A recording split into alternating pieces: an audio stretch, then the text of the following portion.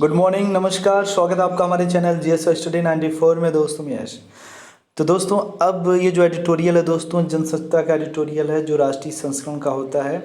जो UPSC UPPCS जितने भी लोग हैं जो कंपटीशन की तैयारी करते हैं उनके लिए सोने पे सुहागा है एडिटोरियल है। आप कोई भी छात्र होगा जो पुराना होगा, कई सालों से मेहनत करा, उससे आप जाकर पूछ सकते हैं कि एडिटोरियल कितना नेसेसरी है। और कल की वीडियो में जिस तरह से तमाम लोगों ने अपनी अपनी प्रतिक्रियाएं दी थी, ओपिनियन रखा था, मैं जो इससे पिछला वीडियो है जो दैनिक जागरण का संपादक के नाम से, मैं सारे लोगों का नाम अनाउंस किया हूं और सबको मैं तहे दिल से धन्यवाद कहा हूं अपना ओपिनियन रखने के लिए। तो ऐसे ही प्यार बनाए रखें आप लोग, क्योंकि मुझे भी आप लोगों की मदद से कुछ सीखने को मिलती है। ठीक है, तो चलते हैं अब आगे दोस्तों। लिखा है चीन की सह पर उछलता नेपाल, इसे लिखा है ब्रह्मदीप अलूने ने। तो मतलब चाइना जैसा देश किस प्रकार से हमारे जो मित्रगण की श्रेणी में आते थे जो देश, उन पे भी किस प्रकार से वो अपनी मोनोपोली थोप दिया है और उसके माध्यम से वो एक दुश्मन तैयार करने की कोशिश कर रहा है। और चाइना के माध्यम से किस प्रकार से भारत जैसे देश को घेरने की कोशिश कर रहा है चाइना। और ये बार बार जिस तरह से हरकतें कर रहा है दोस्तों, इसे अंतर्राष्ट्रीय बिरादरी में नीचा ही दिखाना होगा चाइना जैसे देश को। और वो सारी कोशिश जिस तरह से अमेरिका के द्वारा किया जा रहा है, हमें उसके लिए सपोर्ट करना चाहिए। ठीक है, तो आगे चलते हैं। अब यहाँ पे लिखा है, देखिए, साम्यवाद की हिंसक और कुटिल विचारधारा का राज्यों और जीने द्रोह की मानवीय विचारधारा से कोई समीप्य नहीं हो सकता। ठीक है, साम्यवाद वहाँ पे कम्युनिस्ट वाले हैं ना, जो चाइना वाले हैं, और जो कुटिल विचारधारा वो नेपाल में चलता है। लेकिन भौगोलिक परिस्थितियों की विषमताओं और विभिन्न भिन्नताओं के अनुसार राष्ट्रीय हितों की अभिवृद्धि करना किसी भी संप्रभु राष्ट्र की मजबूरी होती है। भारत के उत्तर पूर्व में स्थित नेपाल सामरिक दृष्टि से अत्यंत महत्वपूर्ण है। हिमालय की ओर से आने वाली अप्रत्याशित चुनौतियों का सामना करने और अपने पारंपरिक प्रतिद्वंदी चीन को रोकने के लिए भारत के लिए नेपाल से मजबूत रिश्तों और उनका सुरक्षित रहना अनिवार्य माना जाता है। तो दोस्तों आज से नहीं, ऐतिहासिक जब संस्कृति की बात होती है, ठीक है, ऐतिहासिक धरोहर की बात होती है, तो नेपाल से हमारे बहुत अच्छे संबंध रहे हैं।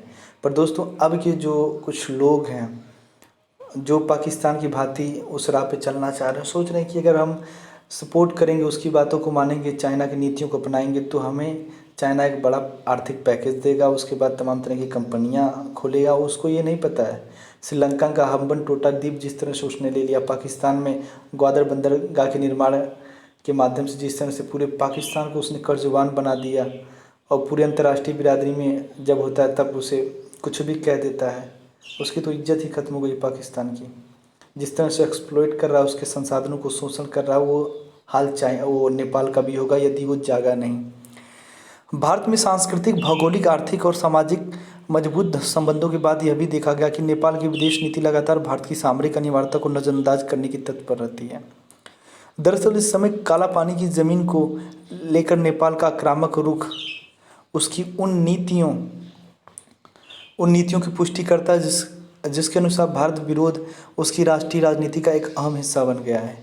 नेपाल के पश्चिमी छोर पर स्थित काला पानी भारत के उत्तराखंड राज्य में स्थित है।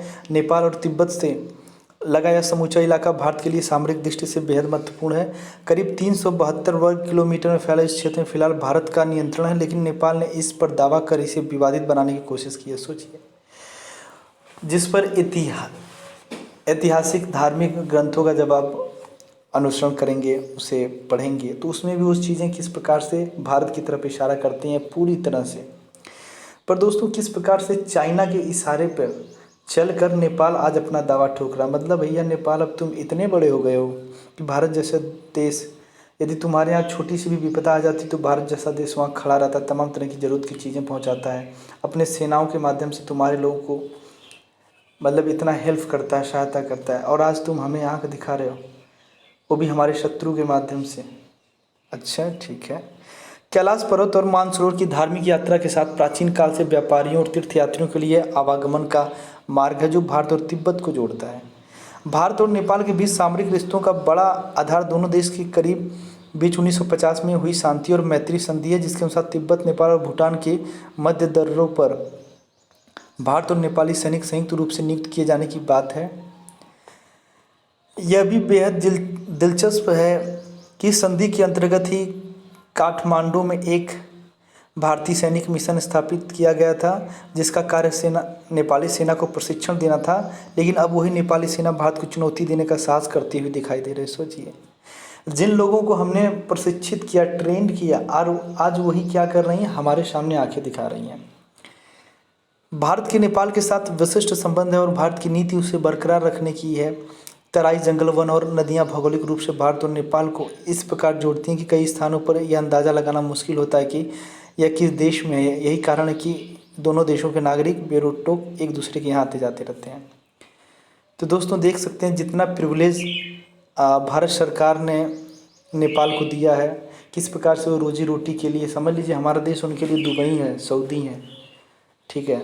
और वो हमारे देश में इतने व्यापक स्तर पर, इतनी व्यापक संख्या में लोग यहाँ पर रोजगार की तलाश में आते हैं, जॉब कर रहे हैं। पर दोस्तों, जिस तरह की आक्रामकता नेपाल ने अपनाया है चाइना के इशारे पर, ये नेपाल जैसे देश के अस्तित्व को लेकर भी एक खतरा है।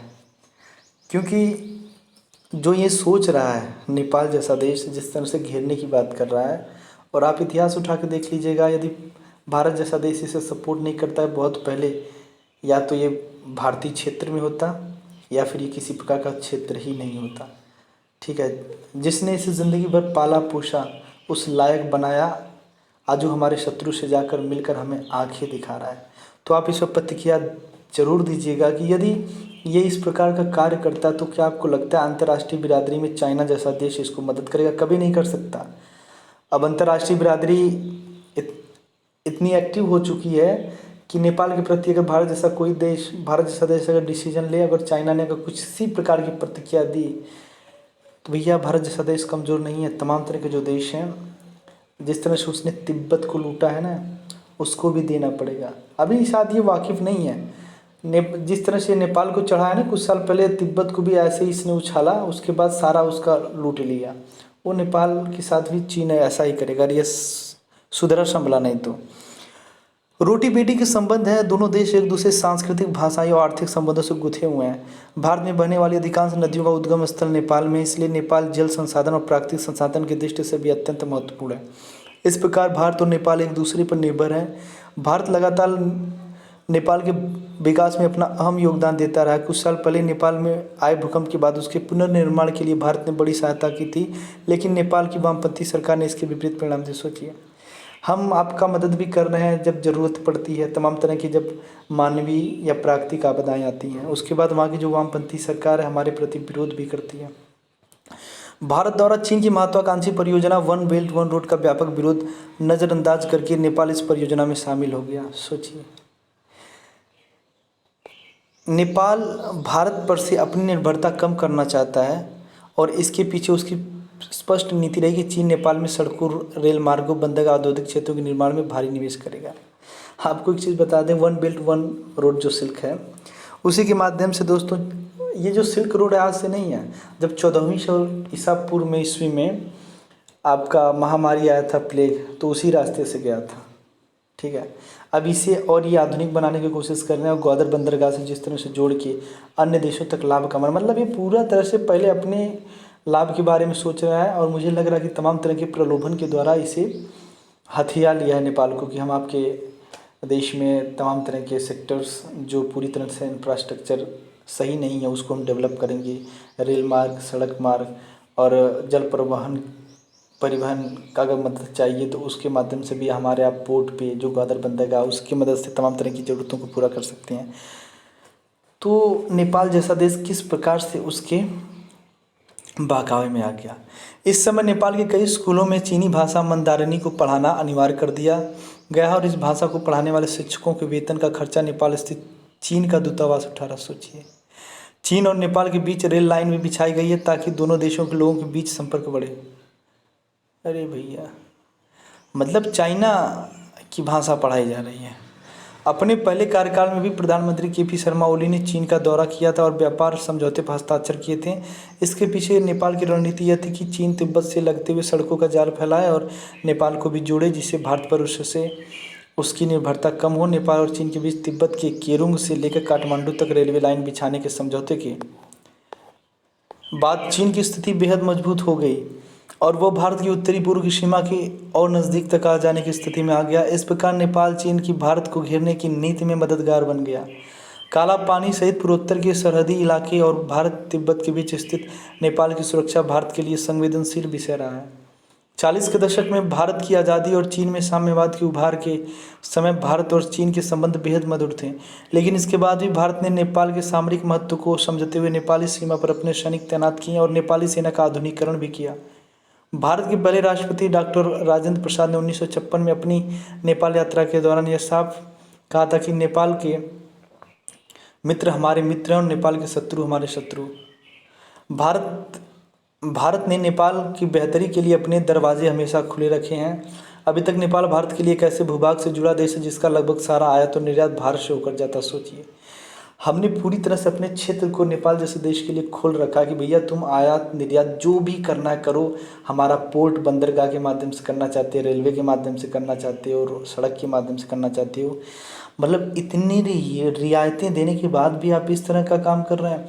अगर हम बहुत पहले रोक दिए होते ना, तुम लोग खाने के लिए मर गए होते। पर क्या है यार, भारत के कोलकाता और अन्य बंदरगाहों से नेपाल को व्यापार सुविधा भारत होकर इस व्यापार के लिए पारगमन की सुविधा प्रदान की गई। लेकिन पिछले कुछ सालों से नेपाल की राजनीति में वामपंथी विचारधारा वाली राजनीतिक पार्टियों का प्रभाव बढ़ने से इसका असर भारत नेपाल पर इस तो पड़ा है।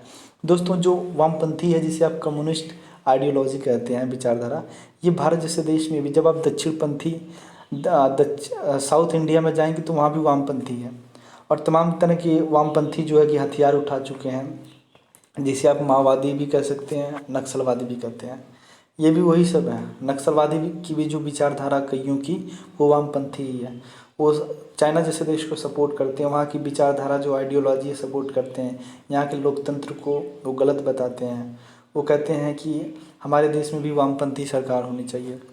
इस समय नेपाल के प्रधानमंत्री केपी शर्मा ओली जिस वामपंथी गठबंधन का नेतृत्व कर रहे हैं, उसमें यूपीएन माओवादी जैसे चीन समर्थित दल शामिल हैं। एक चीज़ और बता दूं, हो सकता है आप लोग इस प्रश्न को पूछें, जो वामपंथी आइडियोलॉजी है, जैसे कम्युनिस्ट आइडियोलॉजी जो आप कहते हैं, ये वामपंथी जो विचारधारा वो गलत नहीं है, ठीक है, पर जो इसको मानने वाले हैं, जैसे मैं बता दूं इस्लाम है ना, इस्लाम कितनी प्यारी बातें बताता है। जब आप कुरान की आयतें पढ़ेंगे, उसके माध्यम से जब जानेंगे, जब गीता को आप पढ़ेंगे, कितनी बातें बढ़िया लिखी गई हैं। पर इसको जो फॉलोअर हैं, जो इसके मानने वाले लोग हैं, जो हिंसक हो चुके हैं, जो तलवारों के माध्यम से अपनी इच्छाओं को व्यक्त कर रहे हैं, अपना लोहा मनवा रहे हैं, वो चीज़ें गलत है। जो सहारा आपने लिया है वो गलत है। तो वही है दोस्तों,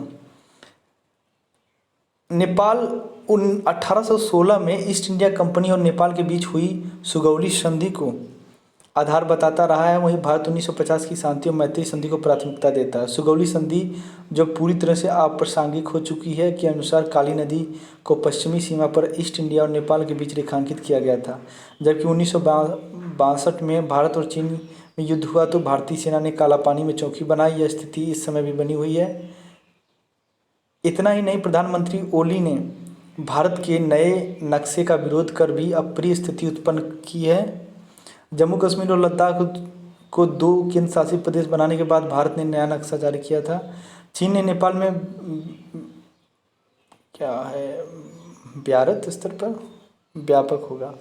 व्यापक स्तर पर परियोजनाएं शुरू करके अपने प्रभाव को भारत के तराई क्षेत्रों तक बनाने में कामयाबी हासिल कर ली है। इसके साथ ही वह नेपाली कम्युनिस्ट और माओवादी गुटों को आर्थिक और सैन्य मदद देकर भारत विरोधी भावनाएं भड़काने की साजिश रचने में कामयाब होता दिख रहा है।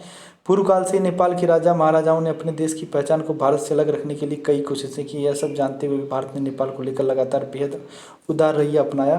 लेकिन इस समय भारत का अपने राष्ट्रीय हितों की सुरक्षा के लिए नेपाल को सख्त संदेश देने की यथार्थवादी नीति अपनाने पर विचार करना चाहिए। तो देख सकते हैं कि दोस्तों, चाइना जैसा देश किस प्रकार से जो आस पड़ोस के देश हैं उन पे भारी निवेश करता है। उसके बाद उनके जो भी, चाहे प्रशासनिक हो, चाहे सामरिक हो, चाहे राजनीतिक, जो पूरा नियंत्रण हो धीरे धीरे अपने हाथों में ले रहा है।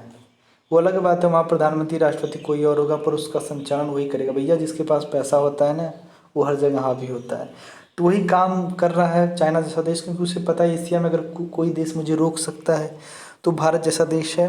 और जिस तरह से इस समय मित्रता की बात हो रही है अमेरिका जैसे देश से, ब्रिटेन जैसे देश से, तो कहीं ना कहीं चाइना पूरी तरह से चिढ़ा हुआ इस तरह के स्ट्रेटेजी कंस्पिरेसी कर रहा। तो आज के लिए इतना ही, नमस्कार, धन्यवाद।